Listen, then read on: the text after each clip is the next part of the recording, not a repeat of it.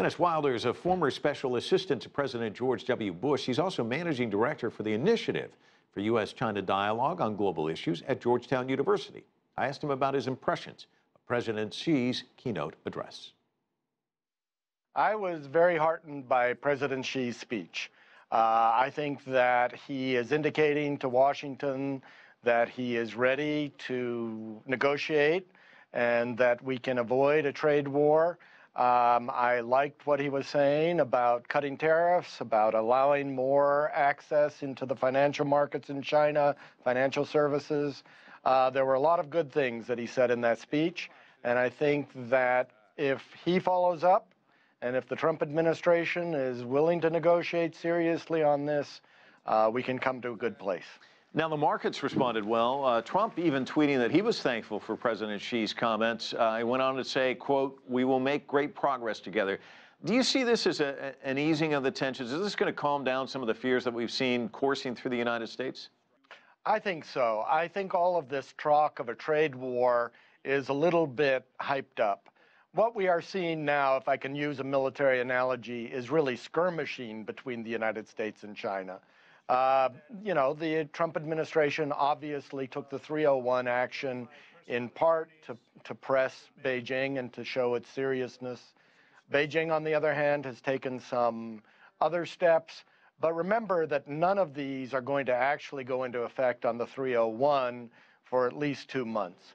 So there's plenty of time to negotiate, plenty of time for both sides to back away from the rhetoric. And so I think we are in an optimistic place. I think the markets are right to react the way they have today. Now, China has filed a World Trade Organization complaint challenging the U.S. tariff spike on imported steel and aluminum. The U.S., though, has been vetoing appointments of new members of the WTO's appellate body since last year, which some are suggesting will cripple the dispute settlement mechanism. And China's ambassador to the WTO says that the U.S. has gravely undermined the foundation of the WTO and put it in unprecedented danger. Is this just rhetoric? Or, I mean, what do you make of that? I understand some of the frustrations of the Trump administration with the WTO. In some ways, it hasn't moved forward in the way it should have to deal with new issues that have come up in trading relationship in the areas of high technology and other areas where the WTO wasn't designed years ago to do this.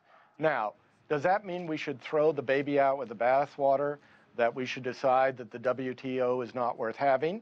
No, I think what it means is we need to update the WTO. We need to work with countries like China. Remember our goal, and I want to make this very clear, the United States' goal was to bring China into the international order, to make it a member of the international order. It was never to change China into something that resembled the United States. And so when the president talks about the irrelevance of the WTO, I think that's a wrong decision. I think the decision should be, let's update the WTO, let's get the rules in better shape, let's work with China and other countries on this. Globalism is here to stay.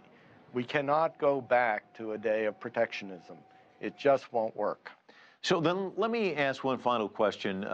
If you would, contrast China and the United States today, because you have China and its Belt and Road blueprint, and you have a more protectionist stance of the United States. What does the road look like as we move forward?